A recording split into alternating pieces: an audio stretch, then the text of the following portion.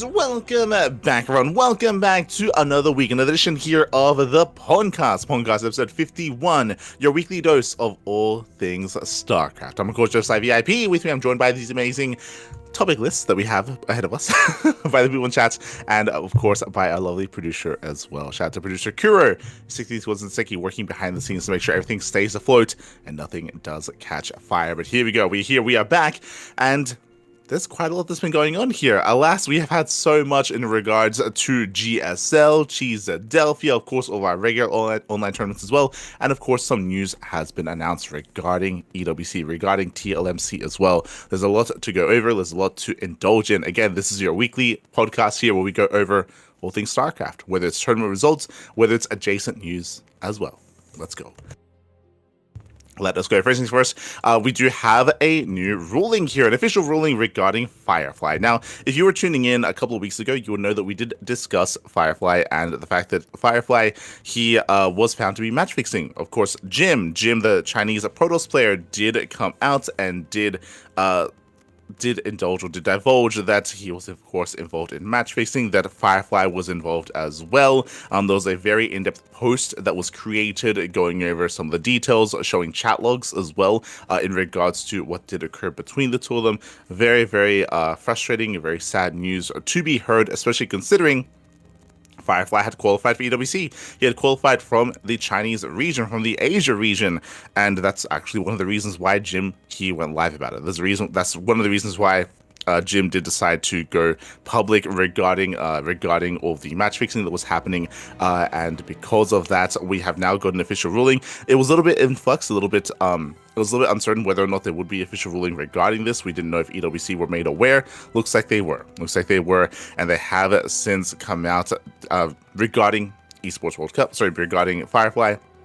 And Firefly, he is barred from the tournament, he is barred from the Esports World Cup, and as a result, Lancer, who came in second place, the runner-up, he will take Firefly's spot instead at the Esports World Cup. I just want to clarify that specifically the wording is that Firefly is suspended pending finalization of the investigation, so they are kind of leaving it open.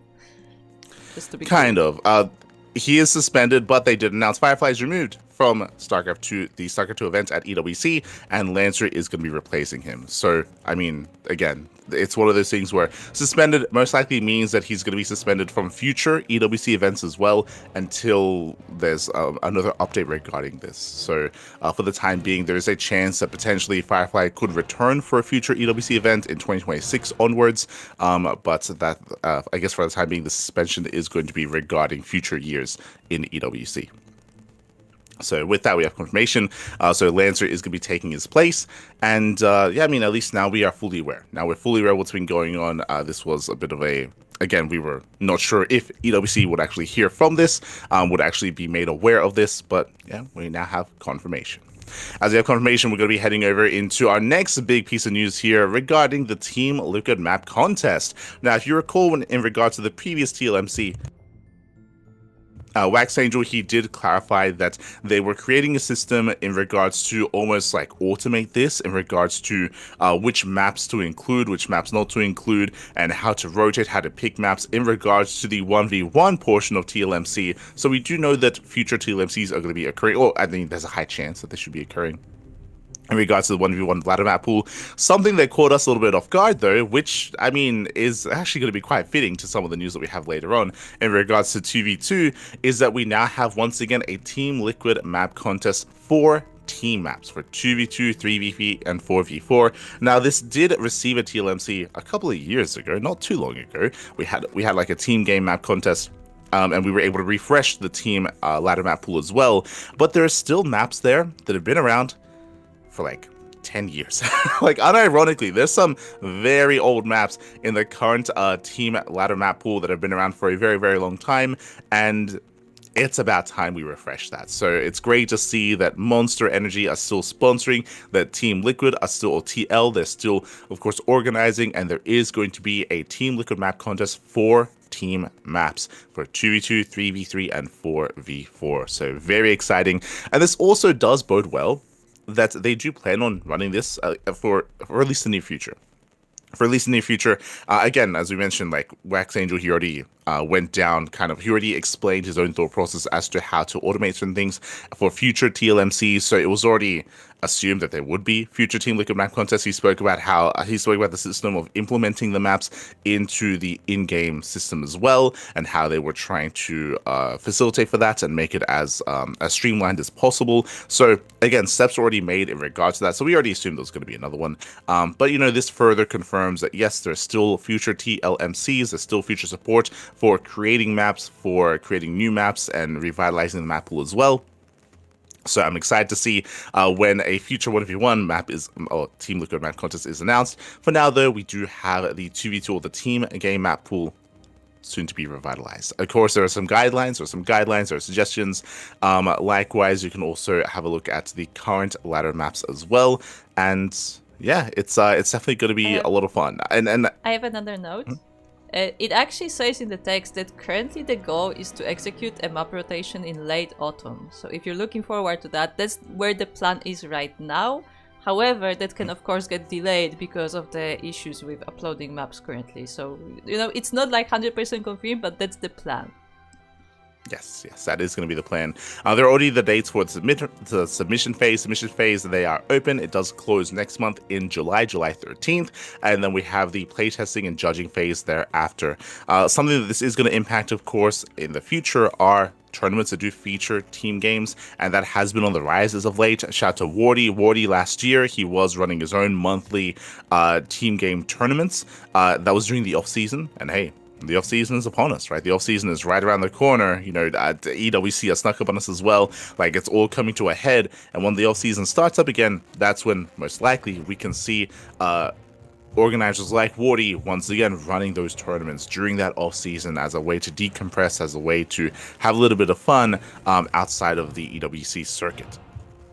So again, there's that, of course. And also, Euthermal has been very successful with crowdfunding his own 2v2 initiative, and getting a new map pool here is a good way to once again inject life into that. Of course, we're still working through that 2v2 circuit, and there's still more news to come regarding that as well. But when it comes to a future season, this bodes well, ideally lined up with the new map pool. So again, exciting times, exciting things upon us in regards to the team game ladder map pool, or team games in general. So good to hear. Good news here in regards to that. Meanwhile, again, we do have our tournaments. Speaking of team games, speaking of other events going on in StarCraft, we do have the SCL StarCraft Evolution Code A number 6. And I believe this is the first... I was going to say that.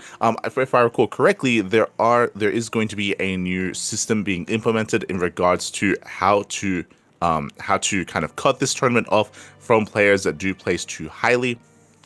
Basically, in the history of StarCraft Evolution Code A, there has been one that has risen amongst the rest, Prome. Prome, he has won so many of these, and they noticed that there was a bit of dominance being shown there, and there weren't many others that were able to have opportunity to really showcase themselves. And because of that, they did actually go over the rule set, and now they have added a bit of a disclaimer, a bit of an extra rule in regards to eligibility for this tournament. And you can see here, players are now ineligible not just for their MMR, not just in placements in offline tournaments, but also if they place top 8 in StarCraft Evolution League in the most recent SELs, so StarCraft Evolution League proper, and also top 4 in any subsequent StarCraft Evolution League tournament as well. I believe that is for the main event. So basically, if they do place highly, if they perform well in the main StarCraft Evolution League tournament, even if they have less MMR in StarCraft 2, even if they have no accolades in offline tournaments, they are going to be ineligible for Code A. And I do think this is a long time coming.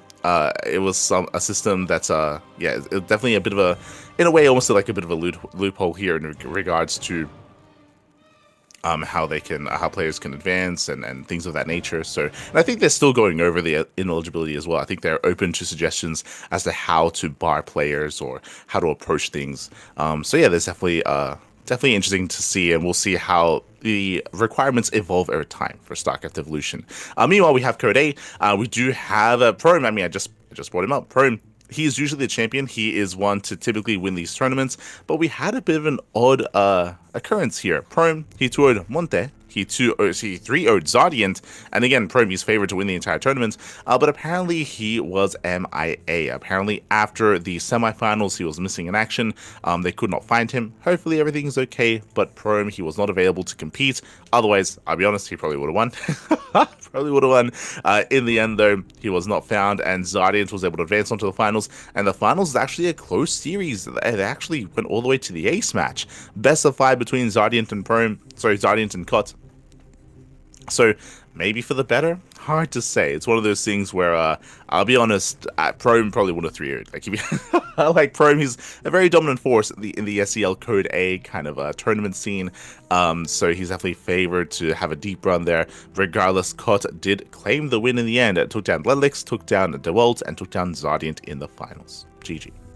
GG, well played. Congratulations to Kot, and hopefully we get to see more Prome in the future. And again, I look forward to seeing how well Prome does perform in StarCraft Evolution proper, and also the main event as well. Best of luck. I think on over that leads us into our team game tournaments. That leads us into the 3D Clan SE Evo 2v2 show match. It's one of those things where the CIS region has been embracing the StarCraft Evolution League kind of format quite a lot, including 2v2s as well, and they have been hosting their own tournaments, but here it looks like they had a show match instead. Not a proper event like they have had in the past, not a proper like bracket, I should say. Instead, a show match, a best of 7 between Bratok and MidWK versus Zardiant and Cygnus. Again, Bratok and MidWK, they've been streaming a lot together. They do so much content together. They haven't just been playing in this, they've been playing Euthermal's 2v2 circuit as well, also as a duo. And in the end, they do claim the win, 42. GG. GG will play. They do claim that win in the end. Again, this was in StarCraft Evolution, not in regular SC2. But regardless, well played nonetheless. Congratulations here to Bratok and MidWK. They take the win. They take the win. Again, I would say they're one of the stronger teams in said region. I say one of the stronger, of course. I still look at Shameless and GG Machine as the strongest. I mean, Wayne and Milky Cow as well. For whatever reason, like, again, a lot of those players do compete a lot in 2v2, and we look forward to seeing more of them in the future in the 2v2 circuit. As that leads us over into the BH or BGH, the Big Game Hunters SCL Season 10 Division S playoffs here, as that has concluded. I do recall this actually took a while to really get going. It looks like it took a week to actually progress, and I was pleasantly surprised to see that there was a scene for this for Big Game Hunters. In my mind, it was always just an event off to the side, something fun to dip your toes into, but it looks like there is a competitive scene for it.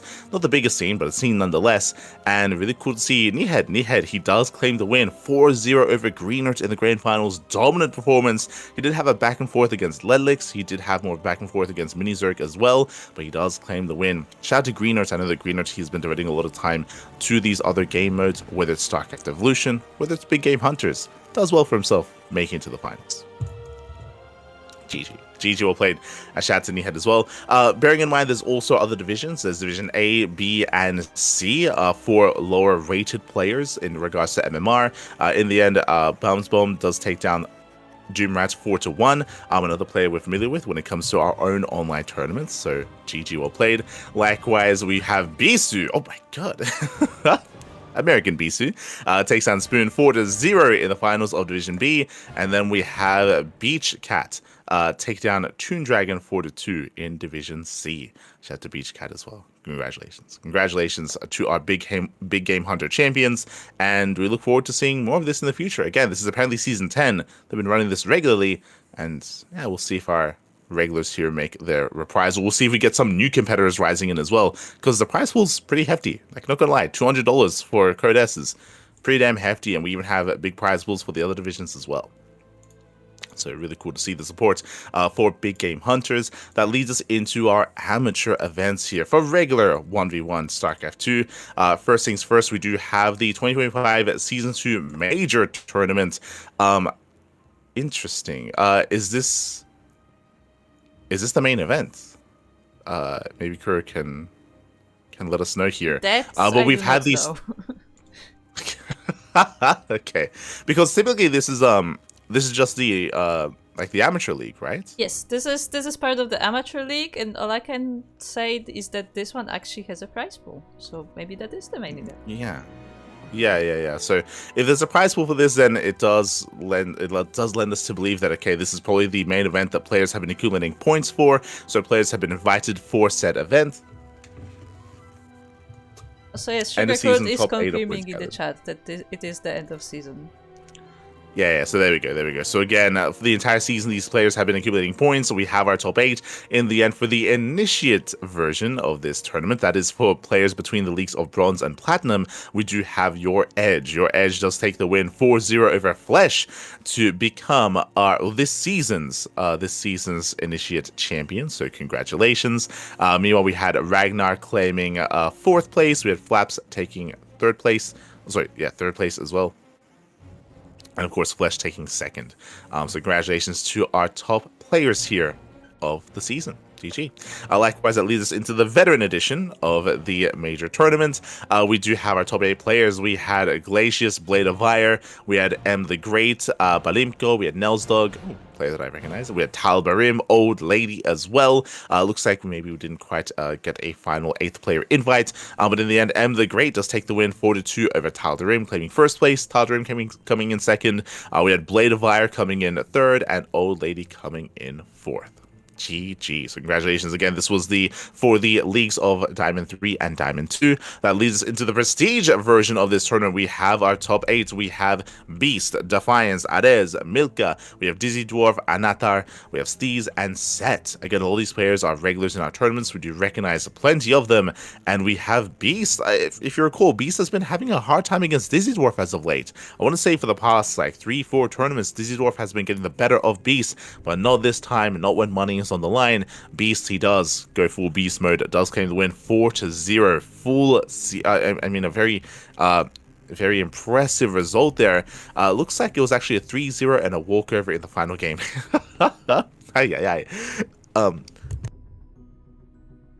Regardless, does take the 4-0 over Dizzy and likewise, we had some other one-sided series here. We had Adez 3-0 over Set as well. So, some more one-sided matches. But regardless, congratulations to Beast. Congratulations.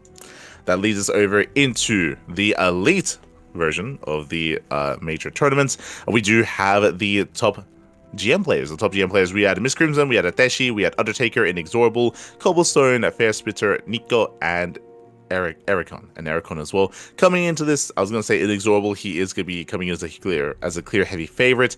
Does claim the win 2-0 over Undertaker, 3-0 over Miss Crimson, and 4-0 over Cobblestone. Does claim the win, does take that 1st place. Meanwhile, shout out to Cobblestone for 2nd place, shout out to Nico for 3rd, and Miss Crimson for 4th. GG, well played. As that does wrap up this season of the Amateur League.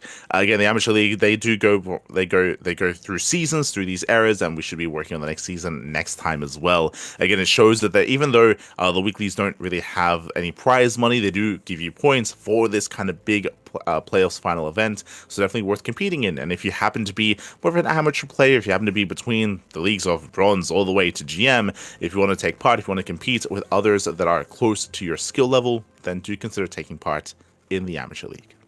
GG well played. Speaking of amateur tournaments, that leads us into the Sea Duckling Open SDO number 135. That is our regular monthly Bronze to Diamond tournament. We do have some of our regulars here. We had some newer faces as well. We had Luca, actually, again, a fresher face in the scene, competing for the first time, does take down Tier 2-0, Horse Radish 2-0, Captain Fish 2-0, but in the grand finals against Big Daddy, went all the way to the ace match. Despite having that 1-point advantage, did go all the way to game 5, so a very intense back and forth. Big Daddy had to work his way through the lower bracket. He got knocked down early on by Captain Fish, then he took down Tier, Battle Pants, Captain Fish in the rematch, and then, of course, went all the way to the ace match in the finals as well. So really cool to see that much competition here and that much tenacity between our two players. Big Daddy, he was also a new player. He was also a new player to our league. So great to see 2 newer faces to the CranKy Ducklings, to Sea Duckling Open. So hopefully we get to see more of them in the future, and we might even see them graduate into MSO. For now, though, GG well played. Shout out to Luca. That leads us into the Passioncraft Emerging Stars number 20. This is a tournament that is restricted to those that are 5.5k MMR and below. And this is where Inexorable typically thrives. There we go. Inexorable, he does take the win here. Similar plays that we saw previously in the Amateur League. We had Inexorable taking down Cobblestone 3-2, as they also faced off in that tournament as well. So congratulations there to Inexorable, but it went to the ace match. Also went all the way to game 5. Shout out to the other competitors. We had Mr. L, we had Eno, we had Kossia, we had Maro, Duckling, and of course Meathead as well. So congratulations to Inexorable as it does claim the win. Again, when it comes to the Passioncraft Emerging Stars tournament, this is a way to be invited to be seeded and to make it into the OSC Elite Rising Star as well, which will be taking place in the future, in a year. It'll be fine. It'll be fine. At some point in the future, but congratulations to Inexorable. That leads us over into the Thermal 2v2 Circuit May Edition. Again, we spoke about 2v2 earlier. We spoke about that the changes that are upcoming when it comes to the map pool and the map rotations. But here we had our monthly tournament. And bearing in mind that this was the, I believe, final monthly before the main event, there is going to be a last chance qualifier that is going to be actually in a couple of days, if not tomorrow. So this is going to be a last chance qualifier for the main 2v2 circuit, but this was the final monthly tournament. And here, Uwu Thermal popped off. It was crazy. I mean, there was a lot going on at the time. We spoke about it during our coverage of this event, but we had the replacement man Showtime kind of being thrown around a little bit here.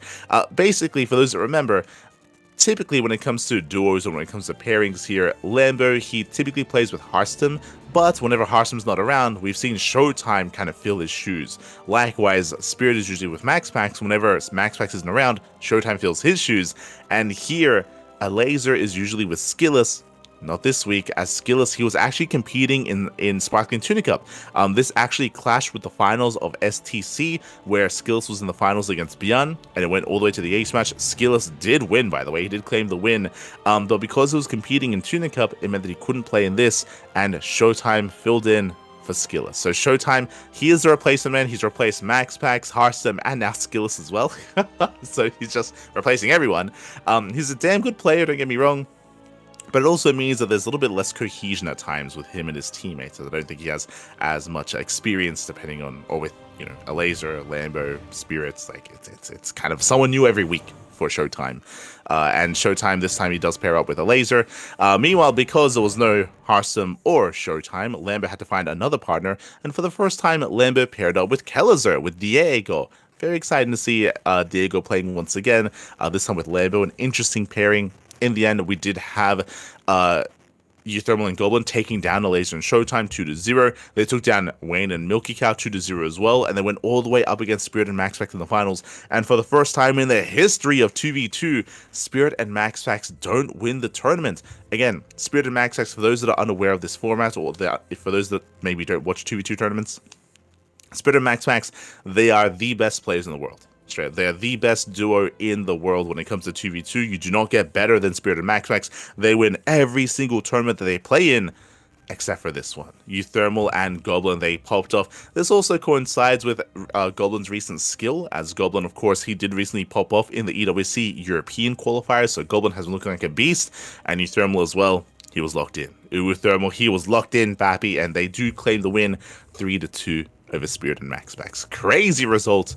Crazy win. GG, well played. And again, that was the final big event, the final monthly before the main event did begin. I don't mind actually going over, I guess next time. I was going to say I don't mind going over the main event results and the standings, but I think it would make the most sense next week after that last chance qualifier.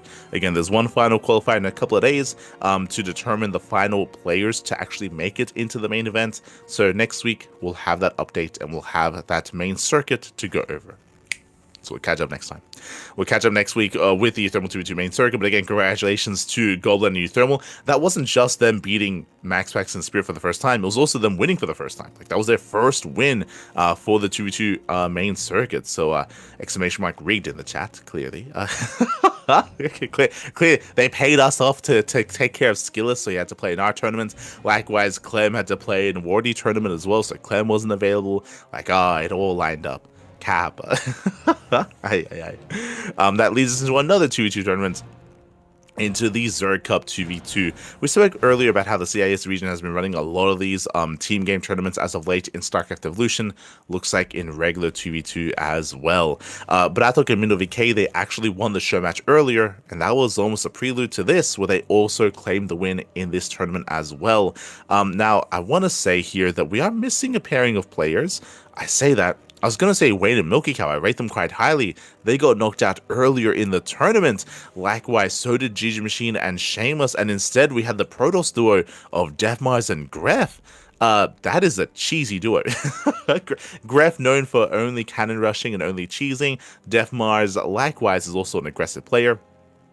So an interesting duo there of Gref and Deathmars, and they actually went to the ace match. They went all the way to the ace match in the upper bracket finals and in the grand finals as well. So really cool to see them popping off and also holding their own against the more infamous duo of Barathok and Mindo VK. GG well played. In the end, Barathok and Mindo VK, they claimed the win, but it was closer than I otherwise thought.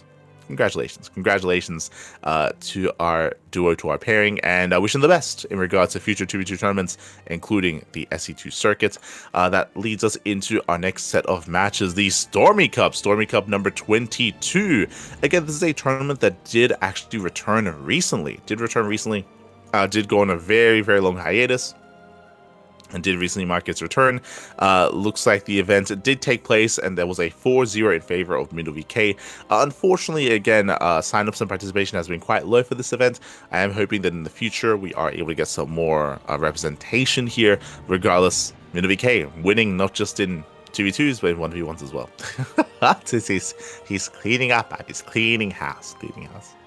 GG well played. That leads us into the Chicken King Team League 2025 spring regular season. It looks like the season has concluded in regards to the round robin group stage. We have confirmation. The final round did conclude. We had Little Fairy taking down Rookie Warpgate 4-2. This time they bring in the big guns. We were criticizing Little Fairy last week for not showcasing and not bringing players like Percival to the table. This time, they bring him in. Percival comes in. Shameless comes in. They take their wins. Little Fairy does take down Rookie Warpgate. Likewise, PCEC also get the win over Toho Project. Mixu 1-1 against Compass. Oh, okay. So we have some competition there, but regardless, PCEC does take the win. We have Starlight Twinkle over Team Hist, with Young Zest taking down his opponents. We had Jolly Loves and TATP tied 1-1. We had Knight and his opponent tied 1-1 as well. So it did come down to Young Zest. Does take the win. And that leads us into the final series, Elpis versus Team IW. We had tied score lines between Oriana and his opponent. We had a 2-0 in favor of Moku. We had Lemon take down Ghost Runner 2-0. Went all the way to the ace match where SCV did come in to clean house to take that win. I'm a little bit surprised to not see SCV in the main rotation, actually. That does catch me off guard, but regardless, does take the win, does win the ace match. Congratulations here, and that means that we do have our confirmed teams for the playoffs. Heading on over here for the playoffs, we do have our top 4 teams. We have Starlight Twinkle. We have Starlight Twinkle waiting in the grand finals. They are seeded directly into the finals. We have PCEC seeded into the semifinals, and we have our starting roster, our starting teams. It is going to be Team Elpis or Elpis Esports team versus Team Hist in the quarterfinals. They are scheduled to compete to play their matches in over a week's time. So next time you see us, we might actually have a lineup to go over. Like, there might be a lineup listed ahead of time, so we could go over that next week. Otherwise, in around 9 days' time, they're going to be facing off. So best of luck to our playoffs teams and to our top players here and top teams in the Chicken King Team League. Best of luck. As that leads us over into the Sunrise Cup 203. That leads us into our Chinese weekly tournaments. And we do have Nanami. Nanami Chiaki does take down Smile 2-0, takes down his semifinals opponent 2-1, and does get a walkover over Rihanna. Hold on. I want to double check something here, because this is not the first time. I want to say we've gotten like 3 or 4 walkovers with Oriana. Like, I don't know what it is, but things do line up in such a way with Oriana. He's often not able to actually compete. Yeah, I'm just checking here. Oriana, he did forfeit in Sunrise Cup number 200. We saw that Oriana, he forfeited, in Sunrise Cup number 199 as well. Oriana did compete in Sunrise Cup 201, but it looks like at least specifically for the time of this tournament, Oriana's not always available. Yep, Oriana, he also forfeited in the finals of 198 as well. Ay, ay, ay. So, yeah, hopefully everything's okay, whether it's the specific time or something, maybe something else. But yeah, there's been a lot of forfeits regarding Oriana, and he's not always there to compete. And it's become a regular occurrence in Sunrise Cup specifically. So in the end, Nanami does get the win, the walkover win over Oriana. Oriana even played Protoss in the semis. Interesting. Did even off race, but again, does forfeit in those finals. So congratulations to Nanami, and again, hopefully everything's okay from the side of Oriana. As it does wrap up our Sunrise Cup. That leads us into the Super 7 number 46. This is a show match, a best of 7 show match between SOS and Percival. Okay, I do actually really like this lineup because I do think they're quite close in skill. SOS, of course, recently returning and devoting time to StarCraft, but still trying to rise through the ranks. I do think that, yeah, he's a good match for Percival, and they go all the way to the ace match, all the way to game 7. Very close, very back and forth. I could have seen this going either way. In the end, congratulations to SOS. Does take down Percival just barely 4-3. GG. GG, well played. Congratulations here to SOS. Does claim the win. That leads us into our OSC tournaments. So we do have the OSC Elite Rising Star number 15 coming up next. We have some updates. Which updates did we get? Okay, hold on. Yeah, let's go. Opening the thingy. It's hard to keep track because sometimes it's like maybe 1 or 2 matches. Yeah, like it's like matches from like different rounds as well. Because I actually went through the list last night, and like it was like, oh, 1 match here, 1 match there, you know. So it's a little bit difficult to keep track of. Yeah, it's a little bit chaotic. But we do have some updates. I'm sure this is when we find out there was 0 updates in the bracket. Okay, so actually, I'm just gonna send you the list. It's easier. Okay. Okay. Because I have to find them on the bracket as well. Because as I said, I looked at the bracket. It's like a little bit everywhere. There you go. That's the list. Okay, so we had Night Phoenix versus Hydra. Just double checking here. I believe that was in the. That's the upper bracket. I'm pretty sure. Yeah. We actually covered that last time, I'm pretty sure. Yeah, some of it we did, so I'm not sure what happened there, but yeah. Yeah, and why do we have some TBDs? That's regardless. Night Phoenix does take down Hydra 2-1. Likewise, Jumi takes down Night Phoenix 2-1 as well. I'm pretty sure we covered that last time, but updates regardless. So Jumi does take down Night Phoenix in the end, does advance on offensive against Percival. Percival does fall to Jumi 2-1 as well. Big win there for Jumi. Again, we just covered Percival going back and forth against SOS, but here Jumi does bring him down. Likewise, we had some updates regarding Milky Cow. Milky Cow takes down Pappy 2-0, takes down Nickrect 2-1. Very clutch, very close back and forth there between Milky Cow and Nickrect. And we have Jumi versus Milky Cow in the upper bracket finals. So we do have some progression. We are nearing the conclusion of this tournament, but I spoke too soon because we still have the lower bracket as well. In that lower bracket, we had Young Yakov. He got a walkover over Lewis, going up against Bay Marine in the next round. UD Soldier takes down Art 2-0. We still have Moja versus Inexorable. I want to say that's a big win for Moja, actually. He 2-0's Mixu. Damn, big win there for Moja. Takes down Mixu 2-0. Inexorable takes down Art 2-1. That is the Polish Art, by the way. So big win there for Inexorable. Shameless 2-0's Hydra and Arrowfire walkover over Iroh. Do recall that update was already there last week. We do have some updates regardless, and players are being knocked out. And we still have a ways to go here. Again, that lower bracket, there's still a lot of matches ongoing. There's still a lot of progression there. So even though we're ready in the upper brackets, the lower bracket still has a lot to go through. So best of luck. Best of luck to all the players. And when it comes to upcoming matches, honestly, Bay Marine versus Young Yakov looks spicy, Pappy. Inexorable versus Moja. Shameless versus Arrowfire. Some very, very clutch, very close matches there. Best of luck to all those competing in the OSC Elite Rising Star. GG. GG will play. That leads us into the OC King of the Hill. This was covered by us last week. As a reminder, typically Steadfast has covered these events, but we did step in this week and last week as well, as we do have OC King of the Hill scheduled to begin later on this evening. We are going to be getting into that. But here we had an interesting turn of events. Jimmy takes down Hydra 1-0, takes down Demi, takes down MidVK, takes down Moja. But Jimmy was unavailable to keep competing. Jimmy, he was unavailable. Unfortunately, something came up, so he had to step away. Technically, Jimmy goes through undefeated. Undefeated Jimmy. Shameless and Sebestus, they step into the ring. Shameless takes down Sebestus. Shameless takes down Art. Percival, he goes on a tear himself, taking down Shameless, Mixu, Creator, and Night Phoenix. Big wins there for Percival. He does take down some big names in Creator. And then Bjorn was able to take it from there. Bjorn took down Percival, Yudi Soldier, Milky Cow, Nickrat, and Eva. As Eva did play Protoss. And I'll be honest, Eva versus Bjorn PvT was very close. To be honest, like Eva, he had some very, very good engagements. He was able to outposition and take better fights over Bjorn as well. It was a very intense back and forth on Pylon. In the end, Bjorn did overwhelm, but that was an intense series. I was very impressed by Eva's Protoss. After that, I remember Eba, he did message us and did let me know that he feels pretty confident in his Protoss and feels like he can definitely take it to Bjorn, and we might be seeing more of Eba's Protoss in the future. It's possible we might be seeing more of it as he's been enjoying a little bit more Protoss as of late. Este Eba.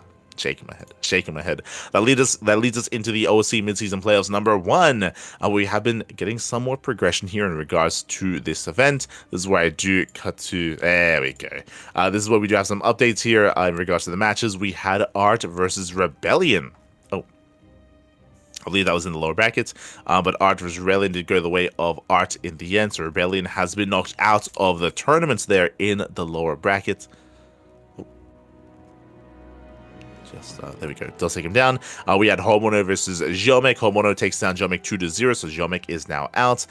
We had Shameless versus Luna C. Luna C takes down Shameless. Big win there for Luna C. Very impressive. I would say an upset. I would say that Shameless was favored to go on a deep run in this tournament, but Luna C knocks him out early in the PvP. We had Milky Cow versus GG Machine. GG Machine also takes out Milky Cow 2-1. I would say another big upset. Again, these are in the first rounds of the low bracket. These are big names being eliminated early here. And Milky Cow and Shameless. Likewise, we had Moja versus Hydra. Moja takes down Hydra 2-1. We did have Jimmy. Jimmy takes down Hatsu 2-0 as well. And I believe we have another update here. Night Phoenix takes down Demi 2-0. Then we have Solar versus Cham. I believe that was over in the upper bracket. Cham, oh my god, Cham, he pops off once again. If you recall, I want to say, was it Cham versus Rogue? Yeah, Cham, he took down Rogue a couple of weeks ago in an online Open Cup in the Pig Store Cup, and here he takes down Solar as well. Like, Cham has been looking very impressive in ZVZ. That is a crazy upset. He takes down Rogue a couple of weeks ago, takes down Solar here as well. Some killer ZVZ out of Cham. Congratulations. Cham, he does advance on to the next round. So, looks like we have a lot of progression when it comes to low bracket. We have a lot of players eliminated, and we have Solar knocked down as well. Crazy result, crazy upset. Este Chamaco popping off. GG. GG, well played. That does wrap up our OC events for the week, and that leads us into our open tournaments. Oh boy, a lot to get into. A lot to get into here. Our first is going to be the KSL, the Korean StarCraft League, week number 76. Again, KSL has returned. This is a weekly open tournament. Still, targeting the Korean region, of course. And we have Hero. Hero, he does pop off. Again, Hero, he has 100% win rate in KSLs. Every single KSL that he signs up for, he does win. He does take. Hero takes down Rebellion 2-0. Hero takes down SOS 2-0, and Hero takes down Classic 3-1 as well. We'll be going over we'll be getting into Hero a little bit more in depth later on in regards to GSL. But yes, Hero. There was a GSL interview where they actually brought up something that I just assumed, but I guess we have some more empirical data. In my mind, Hero has the best PvP in the world, and during the interview, they actually mentioned how he has the best PvP on Oligulac at least. So Hero's been looking like a beast in this matchup. He takes down everyone. SOS, Rebellion, and Classic, so big win there for Hero, as it does claim another win. Meanwhile, Classic, he had a good run himself, taking down Nice and Beyond to make it to those finals. And it was a very intense finals as well. Very intense PvP in the end. It does go to Hero, but honestly, that could have gone either way. GG. GG, well played there to Hero. That leads us into the Galaxy Open Cup Season 1. We were going to cover this event. If you recall, we were I should say Choi Galaxy did reach out to us. Unfortunately, we had to cover another event at the time. I think we were live with Sea Duckling Open or STC, one of the two. At the time of this tournament, so we weren't able to cover it at the time. But in the end, congratulations to Hero. Hero takes the win, takes down Rebellion 2-0, takes down Cristiano 2-0, takes down Percival 2-0. Oh, in the end. Best of 3 finals. Curious here, as it's listed best of 5 on Wikipedia. But it looks like they did play a best of 3 in the finals instead. I'm not too sure if that was an issue in regards to the formats listed on Wikipedia, or if the players disagreed. You know, maybe they for to just expedite things, they did agree to have a shorter series. Regardless, congratulations to Hero claiming another win here. Very impressive. Now, we don't know how often this event is going to take place. This says season 1, so are we going to get a season 2? Hard to say, but for the time being, congratulations to Hero. Likewise, we actually had Percival going on a very impressive run himself. Remember, we were giving praise to Percival for going to the ace match against SOS, and here Percival takes down Trigger 2-1 and Classic 2-1 as well. And we'll be getting into it here, but I mean, this is a Classic who is a champion. I mean, we're gonna go over the GSL matches here, so if you haven't tuned into GSL, if you still have to watch the matches, check out our VODs. Check out our VODs here. Check out our VODs over on the CranKy Ducklings, over on YouTube, over on Twitch as well. But Classic, he is this season's GSL champion, dubbed so over the weekend. So for Percival to bring Classic down, a Classic who's in form, very impressive win there for Percival. I was also impressed for Hero to take down Classic in the KSL finals as well, but that was a different matchup. As to what Classic had in his GSL run. So regardless, GG well played. Percival, he pops off, does go down to Hero in the end. GG well played. And again, we'll see if we get some future Choi Galaxy tournaments in the future. We'll see if we do get them. Do look forward to it. That leads us into the CSO Cup number 80. Here we do have Bian. Bian, he does step into the ring, takes down Gamer Richie 2-0, Ledlix 2-1. Yo, shout out to Ledlix taking a map off of Bian. Not just that, when it comes to the hierarchy of the Italian players, I do rate Azura quite highly. And Ledlix, he's been an up-and-coming player for a long time. He's been like slowly rising through those ranks. So to see Ledlix taking down Azura 2-0, that's a big win. That's a big win there for Ledlix, and he also takes a map off of Beyond. Very impressive stuff there. We do have Cristiano taking down Nickrat, and in the end, Beyond takes down Cristiano in the grand finals. GG well played to Beyond, does claim the win. That leads us into the Sparkling Tuna Cup number 94, where we had Beyond here popping off as well, not dropping a single map. This time there was no Ledlix to stop him. He was on the other side of the bracket. I'm sure that Beyond breathed a sigh of relief. I'm sure he was like, phew. Thank God Ledlix isn't here this time. As Beyond takes down Ragnar 2-0, Rebellion 2-0, Percival 2-0, and Showtime 3-0. Perfect score there for Beyond. Not a single blemish on the record. Impressive performance. When it comes to the rest of the event, Percival took down Nickrat 2-1, went all the way to the ace match there. Showtime, he is not a regular in our tournaments, but this is his second time competing. And fun fact, the last time Showtime was here, he also went down in the finals. Like, he also got taken down in the finals as well. So Showtime, he's got 2 second places so far. Still no Tuna Cup win for Showtime. Not yet, but I'm sure it's coming. Meanwhile, we had Cristiano. Cristiano took down David Hill, took down Eba, went down to Showtime in those semis. Great to see Sebestis here as well. Again, we had a decent, race representation here overall. We had a TVP finals, but beyond crazy performance, undefeated. GG well played. That leads us into the Water TV Monday number 40 here. Oh boy, and we're missing some players, and I'm sure partly because of the GSL finals. GSL finals that were over the weekend. So GSL playoffs were over the weekend, so some players were missing here. This time there was no Hero, there was no Classic. In general, Korean representation was a little bit lower here in regards to Protos's, but what about everyone else? Here we had Clem. Clem, he took down Shameless, took down Showtime, took down Mana, and Clem did take down Solar 3-2 in the grand finals. It was a very intense back and forth. Solar had a crazy performance himself, taking down Beyond, taking down Rainer, and going to the ace match against Clem. I don't want to gloss over it, but Rainer, he showed up for the first time. This was Rainer's very first time competing in the Wardy TV Monday. Like, Rainer, he's not really one to compete too often in these tournaments, and I'm hoping that he plays again. It was unfortunate that he played off against Solar. Solar has some of the best ZVZ in the world. Solar is terrifying. I mean, give credit to Cham. Like, Cham took down Solar. I mean, so for Cham to take down Solar, for Solar to take down Raynor, Cham, best ZVZ in the world? Question mark? Maybe. Esther Cham. But regardless, Solar does take down Raynor, takes down Beyond, but does fall to Clem in the finals. And then in a very intense best of 5. Very back and forth. GG. GG well played. Meanwhile, a big shout out to Luis GGG in the chat. Gracias. Thank you so much. Thank you so much for the raid. Hope you had a great stream. Heard a great ladder session. Hope you had a great time. Thank you so much for the raid. Likewise, a big shout out to Soundo in the chat as well for subscribing with Twitch Prime for 55 months. Thank you. Thank you so much. Big shout out to Soundo. And a shout out to Luis GG as well. Gracias. But yes, with that, Clem does claim the win here. It was still a very intense finals, of course, and Solar did hold his own, so impressive back and forth. And fun fact, of course, we have a fun stat here that we found out during the event. Solar, this is the first time we've had a Zerg player in the finals of WTC Monday. This is the first time. This is the first time in 2025. In 2025, for the very first time, we had a Zerg player in the finals. So impressive! Like he pulled it off. We didn't think Zerg players could make it this far, but Solar, he makes it all the way to the finals after 6 months, after half a year. And fun fact, in the history of WTC Monday, Solar is the second Zerg player to make it to the finals. The first one was Shin. Shin, he was the first one. He pulled it off last year. Last year in the offseason, Shin was the first Zerg player into the finals, and now Solar is the second. 6 months later. GG. Does this bode well? Does it bode well for Zerg? We'll see. Regardless, congratulations to Clem. Leads us into the Monday Night Weeklies here, where we had a Clem popping off once again. This time, though, there was no Solar. This time, there was no Solar to stop him. Solar, he got knocked out earlier. Beyond got his revenge. Beyond, he does get his revenge over Solar 2-1. And Solar, he got knocked out by Sebestes. Ooh, he does get knocked out by the Protoss. Hold on.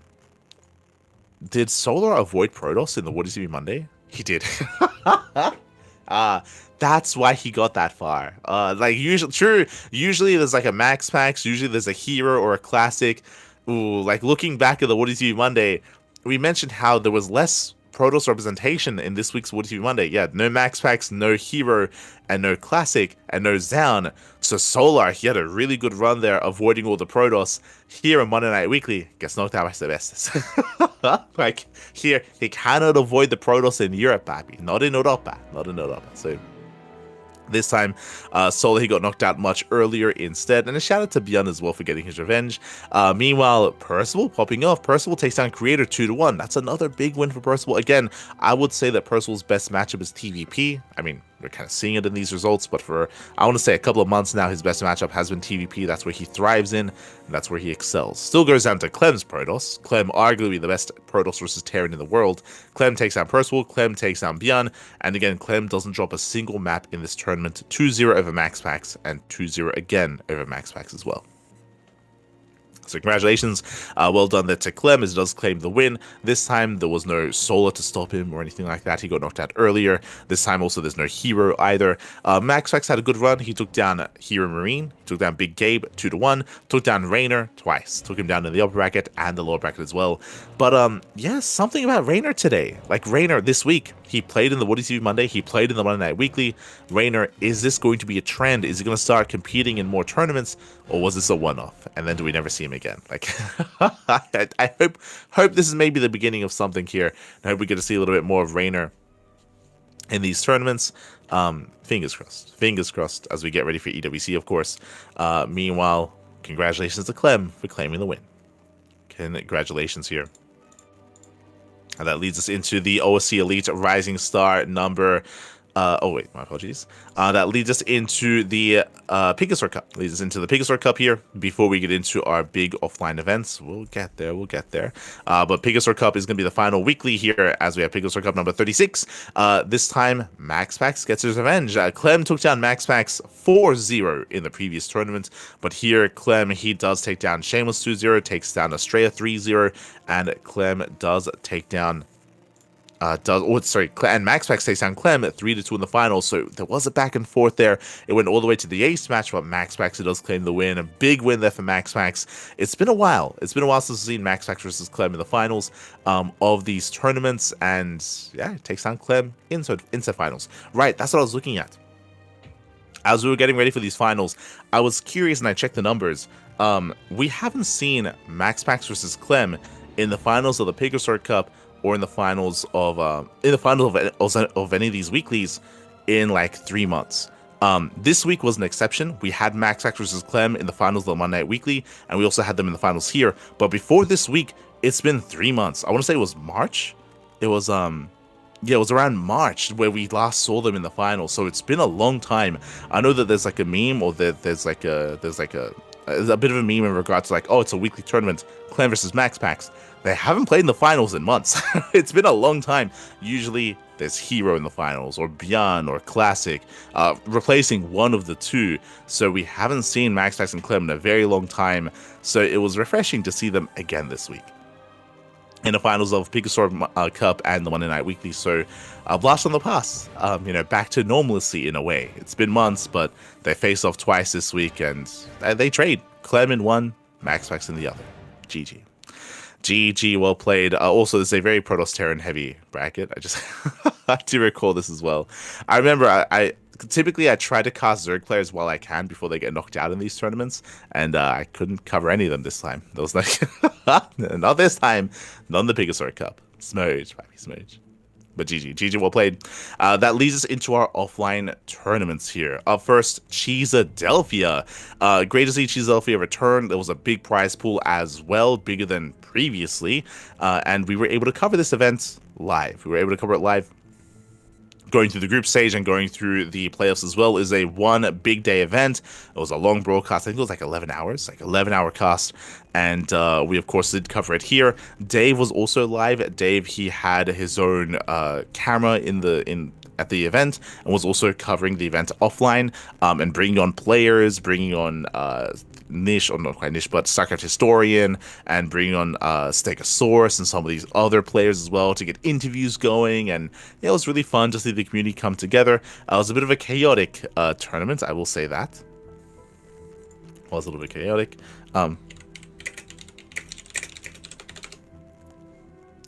Was a little bit chaotic, but regardless, GG, well played. We had a Future. Future did pop off. Oh, right, before I get ahead of myself, we had a big lineup of players, and Geralt actually flew over from Poland. Geralt, he flew to Epic Land previously, and now he flew over here as well. And I was asking him, I was curious, I was like, yo, what got you motivated to play and to come to Cheesadelphia? Apparently, Geralt, he's been wanting to go to Cheesadelphia for years. He's been wanting to go for years, but then COVID happened, and he couldn't quite go, and there were other things that were kind of stopping him from going last year as well, so things just didn't line up for him.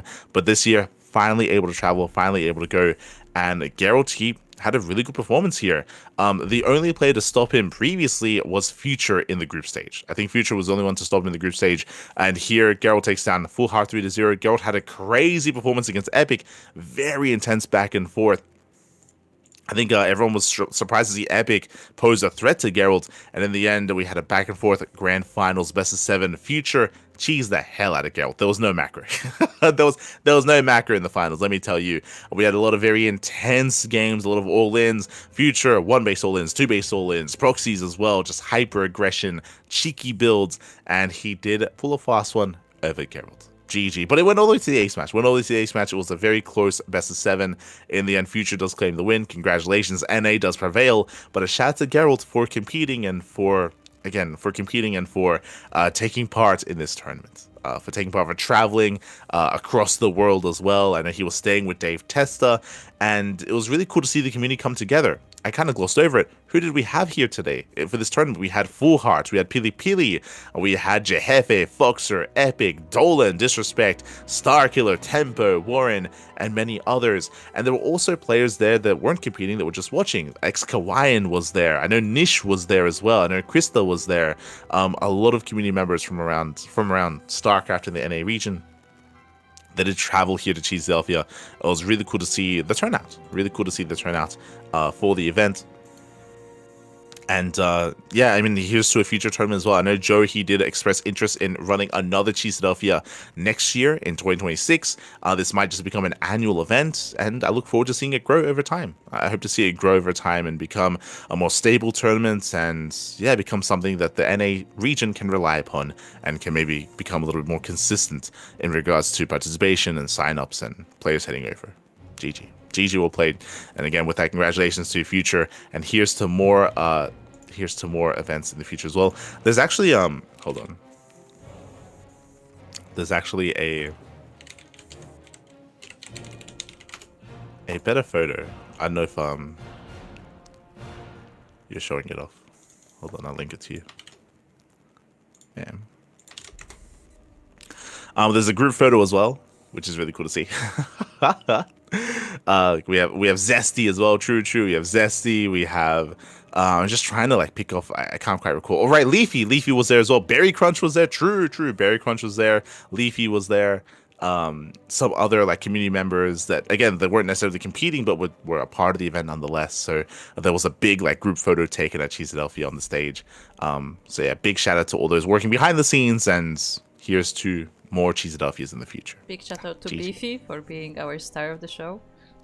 Yes, he should have been in the middle of the photo, let's be honest. Beefy, Pappy. It's beautiful. Big shout out to Beefy.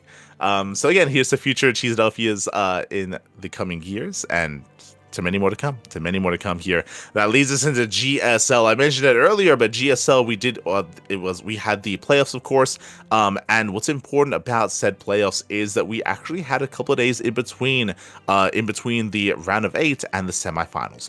Remember, last season it was back to back. 3 days straight of GSL. Here, there were thankfully a couple of days in between the group stage and the playoffs. So players had a little bit more time to prepare and get their matches ready.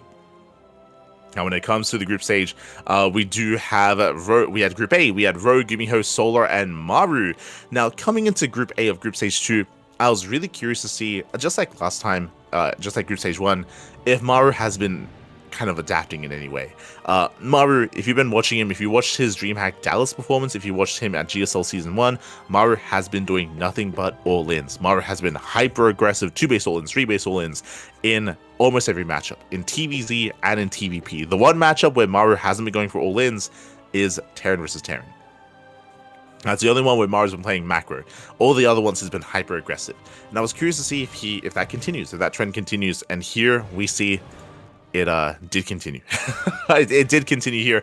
And Solar, he was so prepared for it. I was very impressed by Solar versus Maru. Again, Solar, he hard countered Maru's 8 racks. Maru, he went for a 3-base all-in, 8 racks. It was on Tokamak, and Solar, he completely shut it down, going for a Ling Ravager all-in, hitting just before the 8 racks came online. It was, again, a build designed to shut down that 3-base all-in from Maru, and it worked beautifully. Like Solar, he read Maru like a book, and this is the problem with Maru's style right now, is that it is a little bit more predictable. He's still very strong, and he can still execute these builds with like no other, 100%. But if you know what's coming, you can prepare for it, and that's the advantage of GSL with that preparation-based format, is that you can prepare for Maru's builds. So Solar, he was coming in and he was able to shut Maru down. Likewise, Gumiho showcasing once again his TVT prowess. Gumiho, you can argue he has the best TVT in the world. I'd argue Ryung, but you can make an argument for Gumiho as well. And Gumiho did knock Maru out of the tournament. Fun fact, Gumiho knocked Maru out of Season 1. He knocked him out of Season 2 as well. Este Gumiho. Leave Maru alone, papi. Leave him alone. Of course, with Solar's help. And Maru, he gets knocked out early on here in Group Stage 2. Likewise, we had Solar versus Gumiho in the playoffs, or in that final match. And another big thing that happened in this tournament was mech. Maru, he played mech. Gumiho played mech. I didn't get to talk about it, but game 1 versus Solar and Maru, Maru did play mech on ley lines. Gumiho whipped out a lot of mech against Rogue, a lot of mech against Solar, and of course a lot of 8 Raxes as well. So we had like non-stop mech and 8 Raxes, and in the end, Gumiho did get the better of Solar, did bring him down. Again, Gumiho, what's terrifying about Gumiho is that he can play mech, he can also play bio, he can mix it up, and he did mix it up here against both players. I'll be honest, I'm still thinking about Gumiho versus Rogue on Tokamak. Like, if you remember, Gumiho had a massive lead. He scattered the Muta tech. He was ready for it, but the Mutas, they eventually overwhelmed. Like, Rogue, it was a big gambit going to Mutas against Gumiho, and it paid off. It worked wonders. It was a very tense series. Gumiho, he doesn't make it out in first place, but does make it out in second. So Rogue and Gumiho, they come out in first and second place. That leads into Group B. And Group B was an interesting one just because Bunny, I don't think many people, I mean, I say many people, I don't think anyone expected Bunny to make it out of the group stage 1. Like, in the same group as Byun and Shin and Gumiho, I think not many people looking at Bunny, but Bunny, we spoke about it last time. Bunny, he poked off in TVT. Like, he showcased some killer TVT against all the Terrans in that group, against Gumiho and against Byun. And Bunny, off of that TVT matchup, he was able to excel in Group B. Here, there's no other Terran, though. There's no other Terrans. If give him Maru, Bunny would have excelled. Give him Gumiho. But here in Group Stage 2, there was no other Terrans. It was purely Terran versus Protoss. And Bunny, he was able to hold his own. He had some very impressive performances. He had very impressive games. Went all the way to the ace match against Classic and against Hero. But alas, did go down. Likewise, Zan, he also had a crazy performance as well. If you watch those matches, we cover them here on the channel. Zan went for non-stop cheese. He went for non-stop aggression against both Hero and Classic. He even cannon rushed Hero. He cannon rushed Hero to death. he beat him. He beat him in the first round. And he was able to take Hero down. So really impressive performance there by Zan initially. But Hero, he did tighten up. He tightened up towards the end and he did take down Zan. And in the end, we had Classic and Hero coming out in first and second place. Again, a chaotic group there for Hero, but it wouldn't be Hero if it isn't chaotic. So in the end, we had Classic, Hero, Rogue, and Gumiho making it through that group stage into the playoffs. Something that I did want to go over here, coinciding here with the group stage, is we did have some interviews. We did have some interviews regarding this. Hold on, this is like a lot. All the links, might be all the links. We did have some interviews here regarding this. Shout out to Meisenhower. Meisenhower was at the event, and he actually did conduct round of 8 interviews. I don't think there was any playoffs interviews, so only for the round of 8 did he conduct said interviews. Bear that in mind. And he was able to host interviews for both groups. Going over the Group A, of course, with Rogue and Gumiho, he was able to discuss some of the games, of course. He was able to go over some of the players. I think it was definitely interesting to hear from Gumiho. He was discussing about how recently he's been having a hard time against Protoss. He's been having a hard time. So he was feeling a little bit nervous coming into the next round of tournaments. Again, Gumiho, he's one of the few that does like to mech it up against Protoss as well. He has a really unique style. They did discuss that. So Gumiho, he was talking about how his strength is how versatile he is, and he's always willing to play into mech. Sometimes one of his weaknesses is that he sometimes forces mech when he shouldn't. There are times where he should just calm down and go into bio instead, but sometimes he can't help it. He just can't help making it up. But regardless, Gumiho, he was just discussing his style. Likewise, he was talking about his match versus Maru. Gumiho versus Maru, there was mech. Like, Maru, he does really enjoy playing mech. Specifically, I mean, we saw it against Zerg, we saw it against Terran.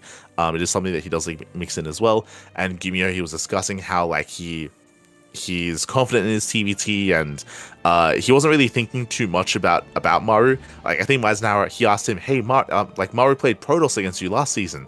Did you think about that this season? Like, if he would switch again or not?" Gumiho was like, "I didn't think about it. I just play my games." Like, okay, fair enough, Bobby, fair enough. And he was discussing how he's confident against playing against mech, specifically just because he can really showcase battle mech, and he feels like he's favored against mech with that style. And he knew that Maru would play mech as well, so that's where he was able to excel.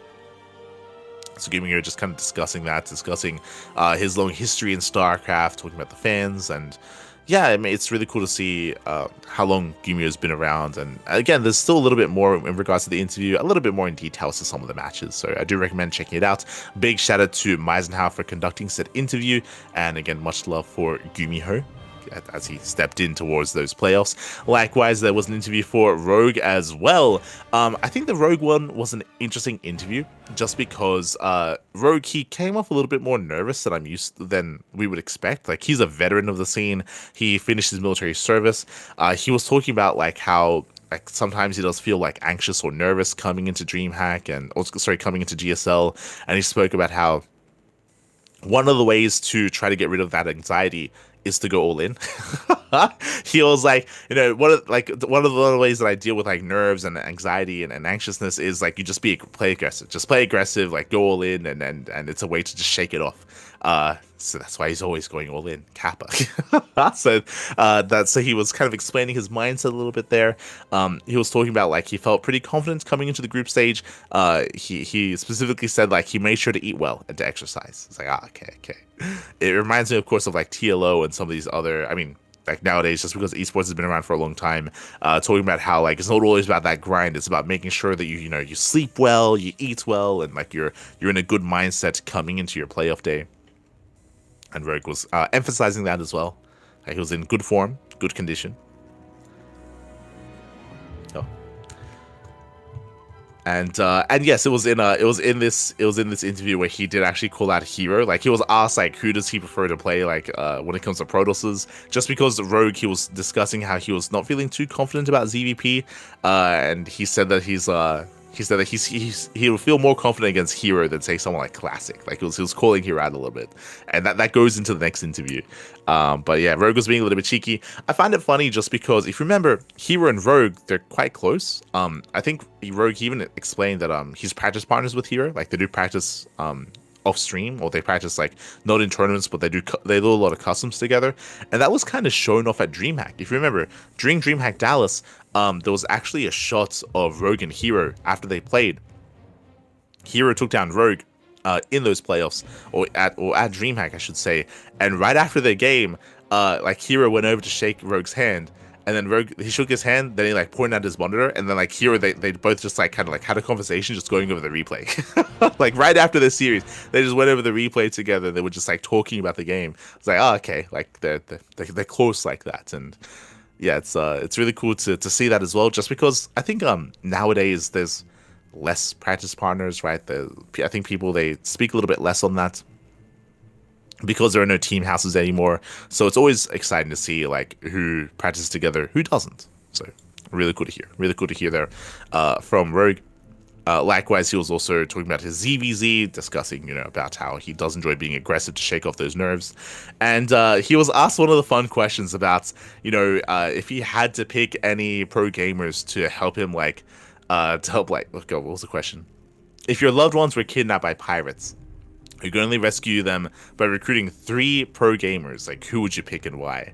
And he said that, like, he in the past he probably would have had like a better answer, but after going to DreamHack Dallas, he realized just how skinny everyone had gotten. he was like, all these pro gamers, what happened, Bob? Yeah. So his answer was he didn't know who to pick, and he picked Ryung in the end, which I thought was an interesting one. But yes, he did pick Ryung, and to be fair, Ryung, he is one of the more serious pro gamers for sure. So I can see that. I like how they're like, pick 3. He's like, Ryung. that's all I need, Bob. That's all I need. Oh god, Este Rogue. Likewise, we did have our interviews with Classic and Hero as well, as they made it out of the group stage. Hero, he had once again an interesting one. He spoke about Bunny.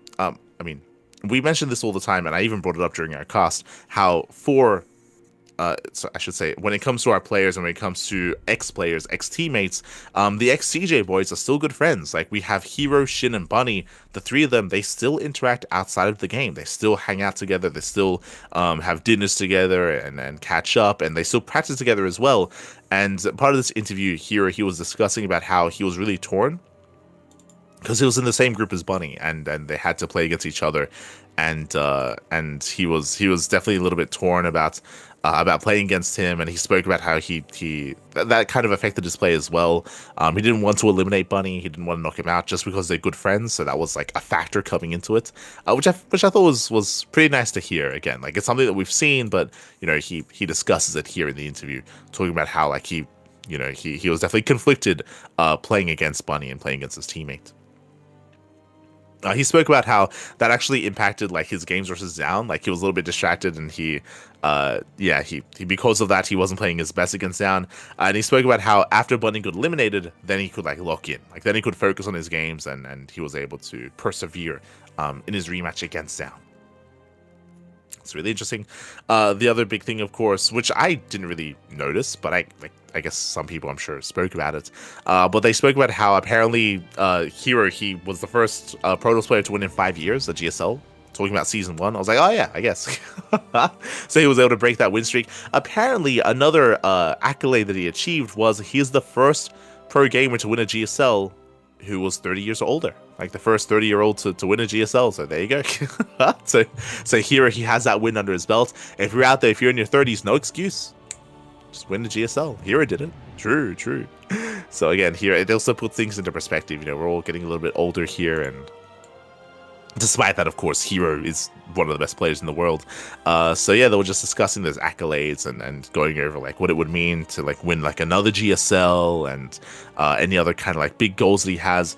Hero, he spoke about how like it feels like GSL is a bit of like a precursor to EWC.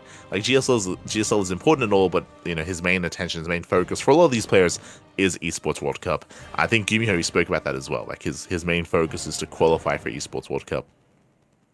That's the goal. That's the hope. That's the plan, I should say. So yeah, they were discussing that. Hero, he spoke about how when it came to the Rogue interview, he felt offended. He was like, he said that he said he couldn't help but get mad when Rogue said he wanted to play against Hero instead of the other Protosses. Like, how dare he? I need to teach him a lesson. So here he definitely having some fun with Rogue, and was definitely a little bit offended by that. Este Rogue. No.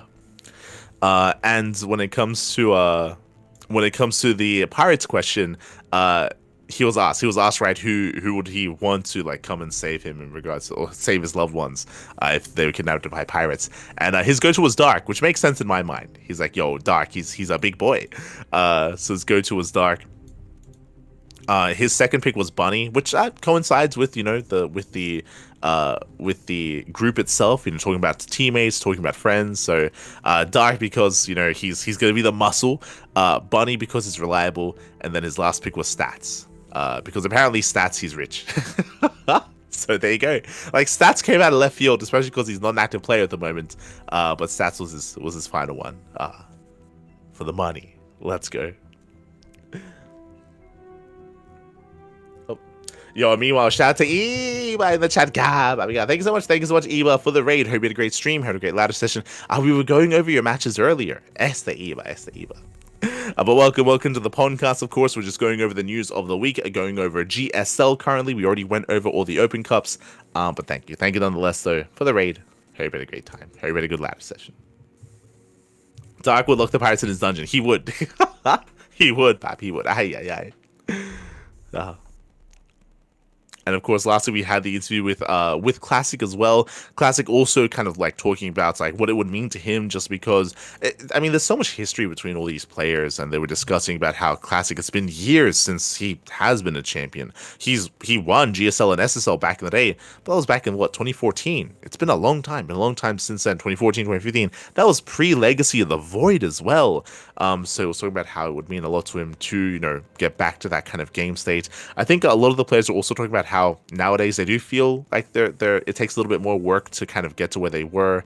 It feels like they're not quite at what they once were pre-military service. That was another big one, is that Hero, I think he was the first player to win a GSL post-military.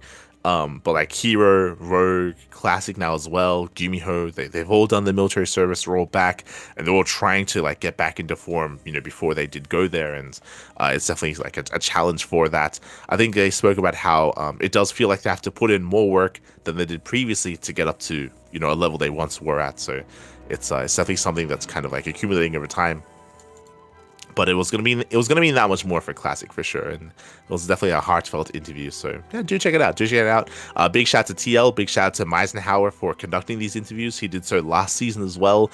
Unfortunately, no interviews for the playoffs, but interviews for the group stage. Much love. Check him out over on Team Liquid, over on TL. That leads us into the playoffs. That leads us into the main event. The players we had a top four. We had Rogue, Hero, Classic, and Gumiho. And we had, I would say, a crazy upset. Rogue versus Hero. I also didn't get to mention this, but Hero, he was asked like what his mantra, what his thoughts were going up against Rogue. And he said how like he has a motto to like kill Rogue early. Didn't quite get there. If you watch the matches, Rogue, he was hyper aggressive against Hero, non-stop all-ins, a lot of Ling base play, a lot of Ling Bane all-ins, a lot of Ling even Ultra base play, a lot of Ling Hydra, but just hyper aggression, a lot of Ling Bane out of Rogue, and he did cheese the hell out of Hero. Honestly, that best of 5 lasted like 20 minutes. That was a really short series. that was a very short best of 5. I was like, oh my god. So again, a really short series there. Rogue did get the better of Hero in the end. That led us into Classic versus Gumiho, where Gumiho had some cheeky builds. He was going for some proxies. He was going for some all-in, some more unorthodox styles. But Classic, he was doing his best. I want to say doing his best stats impression. I think that really kind of kicked into high gear during the grand finals. Like I was very impressed here with Classic in his series against Rogue. Basically, I was curious to see, and it was a bit of an issue here. Rogue, he showed off a lot of really unique builds.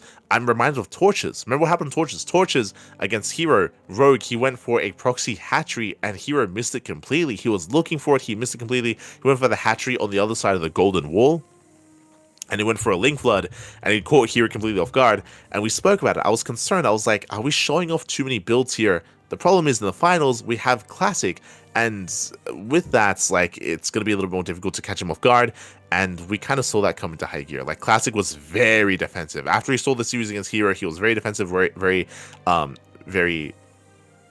on top of his scouting, I should emphasize as well. If you remember, they actually had a match on Torches where Rogue, he actually faked the same build. He faked the build, which I thought was amazing, but he got knocked out anyway. Like, Rogue, he actually took the other goal base, and he took both goal bases, but he didn't tech up. He was stuck with a low-tech army. Regardless, went all the way to the ace match, but more or less every game was an all-in from Rogue. I think we got one macro game on Magnatha, but even then it was forced. Even then it was a forced macro game. Every game was just non-stop all-ins out of Rogue, and Classic did his best stats impression. He picked up the shield, baby. He picked up the Shield of Ire. He was hyper defensive. He was able to excel there in that kind of game state, and Classic did take the win. GG with that. Classic claiming that GSL title. He's done so in the past, but again, it's been years since he has been a GSL champion, and he's our latest champion out of Korea. GG, well played.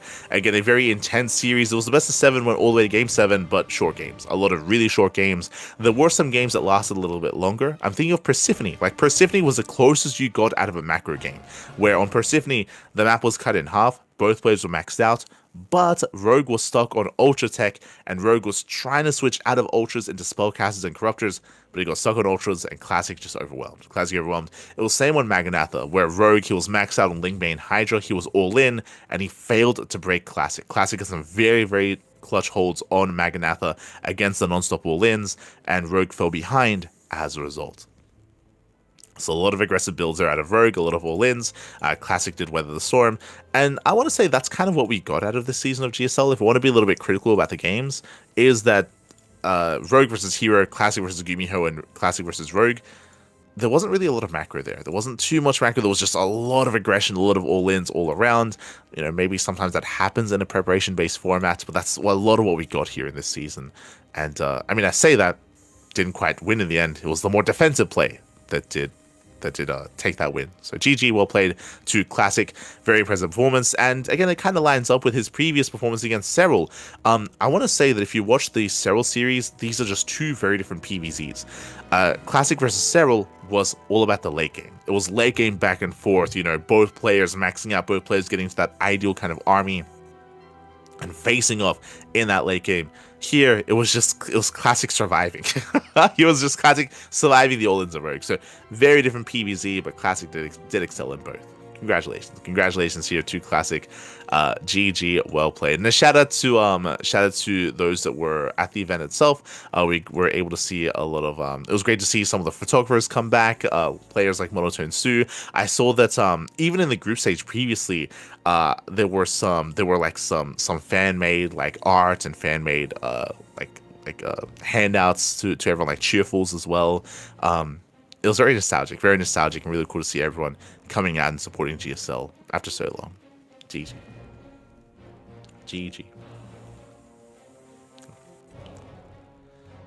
well played. And with that leads us into our next set of tournaments. That leads us into the Wardy TV June. Oh my god. It leads into our Wardy TV event. Again, he does run one of these tournaments every single month. I believe it is crowdfunded as well. And we went through the group stage last week, if I'm not mistaken. I believe went through one of the groups. Sorry, two of them. Through the groups. I believe Group D had yet to be played out. So Group D did conclude. We had Raynor, Mana, Nickrack, and Hydra. I remember we didn't even have the players for Group D. It was left empty, if I recall correctly. So it was it was a little bit last minute when it comes to the group itself. I want to say Group C was playing out at the time that we were doing our PondCast, or maybe just Group D. But regardless, we had Max, Pax, and Spirit making it out of Group C, and we had Raynor and Mana making it out of Group D as well. So impressive run, impressive performances here that leads us into the playoffs. We had Mana popping off once again. Again, I feel like I have to reiterate this. I feel like not enough people give credit to Mana, but Mana, I mean, I see Yaku in the chat. Mana, he has been a beast over the past 8 months. I think we started seeing him get some really crazy results at the start of the year, even end of last year. It's one of those things where maybe not the most consistent of players, but every now and then he pops up. He is the manager, taking down Clem, taking down Max Pax, and here he takes down Bjorn. Big win there for Mana. GG, well played. Mana, he just keeps hopping off. Does go down to Max Pax in the semis, but even then made a series out of it. So regardless, impressive run there by Mana. He does go down to the semis. Max Pax takes down Solar 3-1, takes down Mana 3-1, and takes down Raynor in the grand finals. Max Pax does claim the win. Took down Raynor earlier in the Monday Night Weekly. Takes down Raynor here as well in the playoffs of Wardy TV June. So impressive performance there by Max Pax. Raynor, he himself took down the Creator 3-0, took down Geralt. Geralt also has been improving a lot, also has been getting better results. Geralt takes down Spirit 3-1. I mean, for a long time, I feel like Spirit was the best player in all of Poland, but that might be changing here. Geralt has been just getting better and better, has been traveling, of course, to more tournaments, to Cheesadelphia, to DreamHack. So Geralt, he does claim the win over Spirit. Congratulations. I look forward to the next House Galactic battle, not gonna lie. I look forward to the next offline tournament. We'll see if the hierarchy can be broken and if Geralt can claim his first win. We'll see for that future offline event. Meanwhile, again, Max Pax does claim the win over Raynor. GG, well played. Very impressive performance. And that leads us into the Wardy TV European League 2025. Despite it being called the European League, apparently there's some Koreans. I'm a little bit confused. Yeah, I thought this was going to be region locked. Now, because it's the European League, I believe they play on the European server. That would make the most sense in my mind. But Bjorn, he made it through the qualifiers. Percival also made it through the qualifiers as well. So we do have some Korean representation. There are also going to be some invites. So basically, the event has yet to commence, but the qualifiers have concluded. So up first, we have qualifier number 1. In qualifier 1, we had Bjorn. Bjorn qualified via walkover. God damn it. Bjorn, he does get a walkover over Jumi. So Bjorn and Showtime, they made it through as Showtime takes on Shameless 3-2. Oh my god, very impressive play there by Shameless. Shameless going all the way to the ace match against Showtime. That is not an easy feat, so GG, well played. Bjorn and Showtime make it through. Meanwhile, Skillus takes down Scarlet 3-1 to qualify for the main event. Great to see more Scarlet. Scarlet has been more active as of late. I don't think we got to bring it up earlier during the Pigastore Cups, but Scarlet has been more active. Meanwhile, Cristiano takes out Mana 3-1. I want to say that Cristiano has had Mana's number recently. We saw them face off in the EWC European qualifiers as well, and there was another tournament. I want to say Cristiano was also popping off at Stars Zagora. So yeah, Cristiano, he does take down Mana. Very impressive. So we have Skillus, Cristiano, Showtime, and Bjorn through the upper bracket. Meanwhile, scoring down, we have Mana over Nickrack, Scarlet over Ledlix, Jumi over Mixu, and Shameless over Azura. So Shameless still qualifies regardless. So does Jumi, so does Scarlet, so does Mana. So we do have some NA representation with Scarlet. GG. GG, well played. That leads us into qualifier number 2. In qualifier 2, we had Gabe. Gabe takes down R 3-0. Nickrack takes down Percival 3-2. Very close, very clutch series there. So we have some Terran representation. Geralt takes down Night Phoenix 3-1. Young Yakov takes down Mixu 3-0. Mixu over Sebestes. Night Phoenix over Inexorable. Percival over Azura. And Art over Triple. So we do have another set of 8 players making it through into the main event. So in total, we have 9 Protoss. We have Jumi, Cristiano, Mana, Shameless, Showtime, Skillus, Art, Geralt, and Night Phoenix. We have 4 Terran in Bjorn, Gabe, Nickrat, and Percival, and we have 3 Zerg in Scarlet, Mixu, and Young Yakov. And it looks like with the qualifiers concluding, we do have some invites on the horizon as well. Because this is meant to be the European League, I would imagine the invites are going to be European players. Like, I would imagine, players like Lambo and players like a Laser and Piotr, right? Spirit. I can definitely see, of course, prioritization of European players to be invited, and this is looking to be an interesting tournament as well. We do have a Swiss group stage here, where winners play off against winners, losers against losers. It's going to be a big group stage into a massive playoffs as well, so a big tournament here. Wardy did announce this previously, how he does plan on running these more bigger events for each region. There's going to be an event for the Europeans and an event for the Koreans as well. So, really cool to see the return of the European League. GG. GG, and we do look forward to it. We'll give you some updates as to how the event does unfold once we get more of those updates. That leads us into the RSL. The Revival StarCraft League has been running all week. All week we have had the RSL, bearing in mind, of course, that we have not been covering it ourselves, as it has been casted over on their mainstream, and that's also why we have been casting a little bit less this week, so we don't clash with RSL. I say that, I mean, this stream is clashing with RSL, but we try to avoid it. We try to avoid clashing. We want to make sure that RSL, they get all the attention. They did announce that they are open to co-streamers. Like, we do have permission to co-stream, but we are, of course, we are choosing not to. We don't want to clash. We don't want to take viewers away. We want to try to support the RSL, as this is a big community tournament. It's run by the community for the community. There's a big Patreon, a big crowdfunding initiative for this tournament. Shout out to Gemini, State, Tasteless, Ziggy, and all those working behind the scenes for that big initiative. I think we have a command as well. Exclamation mark. RSL in the chat for the Patreon for the Revival StarCraft League, and we have some announcements coming into the event. First things first, Cyril. Cyril did choose to withdraw, and Cyril, he was replaced by Harstem. Harstem does replace Cyril coming into the main event. It is a bit of a shame, but something did come up, and Cyril could not compete, so he is replaced. Likewise, the prize pool was doubled thanks to Archon Studio, almost a Team Archon, but Archon Studio, they are the team and the studio working on the StarCraft miniatures game, and they did partner with RSL and boost the prize pool. So really, really big shout out to Archon Studio for that. Really cool to see them reach out with that, for them to create that partnership as well with RSL. It's definitely something that caught me off guard, and I'm hoping they're able to maybe make some content together. I hope they're able to, like, maybe in some way kind of do more than just like a sponsorship, but also maybe even have like a showcase of the miniatures game as well. We'll see what they do with that, or with that kind of partnership. But a big shout out nonetheless to the Archon Studio, to Team Archon Studio. And I'm definitely looking forward to the miniatures game, 100%. Definitely, I'm looking forward to it. Definitely hope to see more in the future, as we are quickly, as we just did have a lot of updates in regards to that. Now, when it comes to the main event itself, the group stage. Group stage is about to conclude. We still have 2 more days of group stage. Group A was Kior, Bjorn, Percival, and Spirit. Spirit playing Protoss? Hold on. Can confirm, Spirit played Protoss. Yes, Spirit, he did play Protoss here instead. Hey, he took a game off of Percival. We have seen a lot of players off-race as Protoss over the years, a lot of players, but I believe this is the first time that I've at least seen Spirit off-race as Protoss. So we have another Terran player, going to the dark side, avoiding TBT, pulling a bit of a Clem, and hey, he took some maps. So impressive play there by Spirit. We'll see if this becomes a trend. And something that we see more of in the future from Piotr. Maybe Geralt has shown him the light. No. Feels Geralt, man.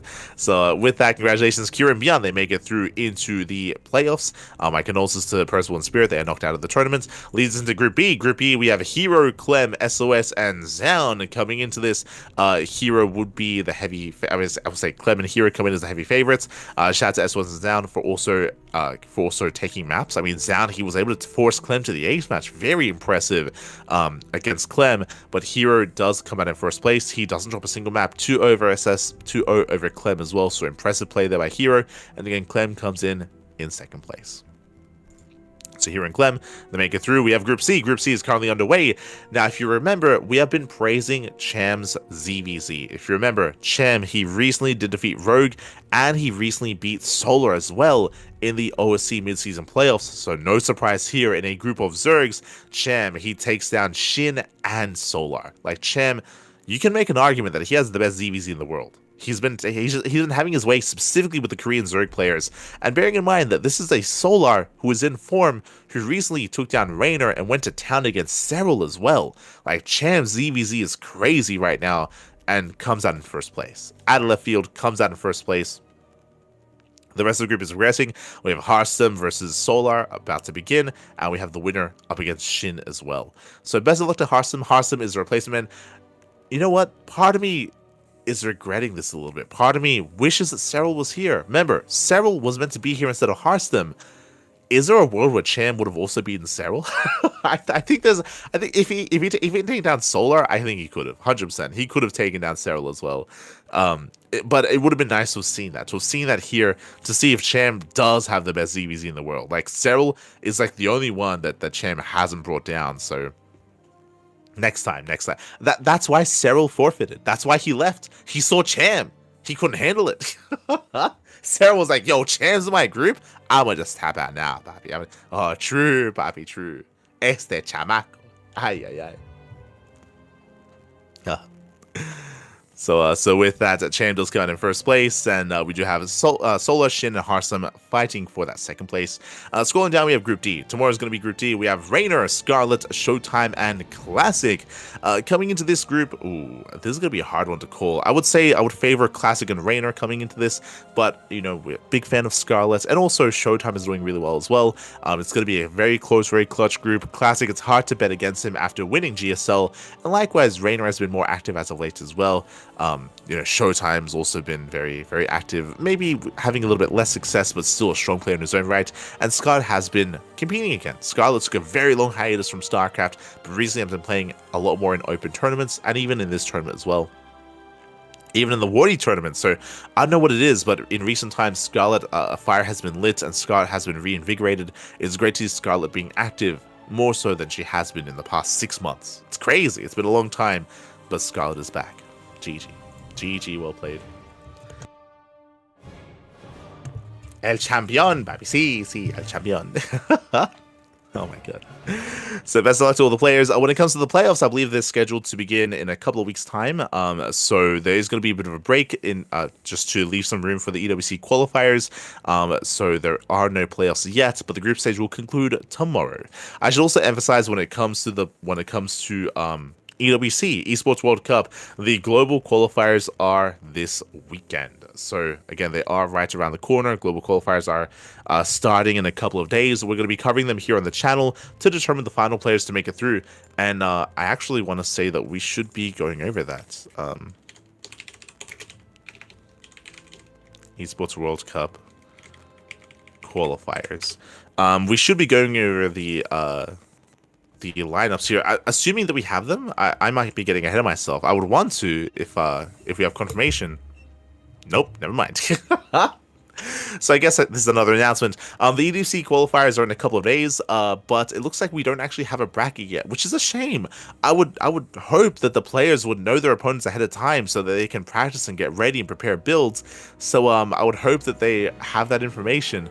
Otherwise, we at least publicly have no idea. We have no idea who's playing against who, but bearing in mind the Esports World Cup Global Qualifiers, they're in a couple of days. We're going to be casting them here on the channel, as always. We're going to be all over that tournament. We're going to be all over that event. There are 8 players. 8 players going to be facing off. It's going to be Byan, Gumiho, Ryung, and Hero Marine. We have 4 Terrans. We have 1 Zerg and Lambo, and we have 3 Protosses in Goblin, Estrella, and Lemon. Bearing in mind that Showtime, he qualified because of his performance in the Belgian Star Zagora, and we have Lancer qualifying because Firefly, of course, was suspended, was barred from the main event. So we have Lemon stepping in to replace Lancer, and we have Lambert stepping in to replace Showtime. Okay. So we have 8 players. And half of them will make it through. there's a good chance, but still, it's a lot is on the line. A lot is on the line. We spoke about it earlier, right? Like, there's so much hype around Goblin. Like, Goblin has some killer PvT, and no one expected Goblin of all players to make it this far. Like, Goblin, he is the odd one out, but he popped off in the European qualifiers. Likewise, we do have some solid German representation. I know there are a lot of people that were a little bit, torn that Lambo didn't make it through, but hey, thanks to Showtime performing well, Lambo, he also is able to have another chance to make it into the main event. There's a lot of hype around Estrella, Max Angel, Estrella. If he's able to make it into EWC, he's one of the few that doesn't have a team, right? He doesn't have a team. He's deserving to be on a team. Right now, Estrella, he has some killer PvT. I'll be honest, I favor Estrella against Bjorn, against Gumiho, against Hiermarine, against Ryung. Like, Estrella has some of the best PvT out there. That is his strongest matchup. Give him a Terran, he has a good chance to make it through. But we'll see. Best of luck, Lemon also is going to be a wild card as well. Lemon, he has some killer PvP. True. Like, give Lemon Estrella, give Lemon Goblin. Lemon, he can look like a beast. Lambo, he's very much so a preparation-based player. So if he's able to know ahead of time, then he can come out with some very specialized builds. I do think that Lambo's worst matchup is ZVT. I think Zerg vs. Terran is a matchup that he's struggling in right now. So it's a very Terran-heavy bracket that might bode a little bit poorly for Lambo, but give him a Protoss and he has some unique builds ready for that, 100%. So we'll be seeing how Lambo does perform. Likewise, when it comes to the Terrans, Gumiho and Ryung, they're TVT specialists. They are TVT specialists. That is where they thrive. Bjorn right now is also looking very informed against Zerg.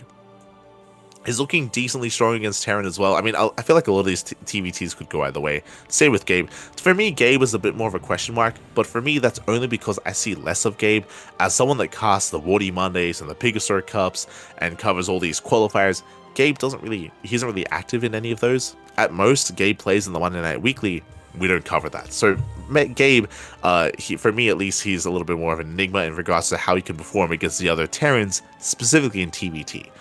So we'll see. We'll see what Gabe has to offer in that Terran versus Terran matchup. But regardless, it is going to be a stacked lineup, and we'll be all over that on the channel as well. We'll do our best. We'll do our best. It is going to be a 2-day event. Otherwise, we're wrapping up. Otherwise, that is all of our news for the week. Now, we do have another event on the horizon here. We're going to be live in half an hour. In half an hour's time, we're going to be live with the OSC King of the Hill. So we do need a little bit of time to get ready for that event. That's also why we had to wrap things up a little bit faster here. Next week, we will be going over their interviews. We didn't get to cover them this week, but there was an interview with Fear Dragon that the StarCraft historian did conduct, and there were also some Star Zagora interviews as well. So next week, we'll be able to go a little bit more in-depth into those interviews and discuss them here on the podcast. Again, we did skip out on them just because we're a little bit strapped for time. As we have to get ready for OSC King of the Hill. Meanwhile, if you want to support us here on the CranKy Ducklings, you can do so via Patreon, !Patreon in the chat, and you can help fund the Ducklings. I say that 100% of the money on Patreon goes towards our tournaments. It all goes towards Sparkling Tuning Cup, Sea Duckling Open, and Master Swan Open as well. So you can support us via Patreon if you wish. Otherwise, you can support us by following. You can follow us on Twitch. You can subscribe on YouTube.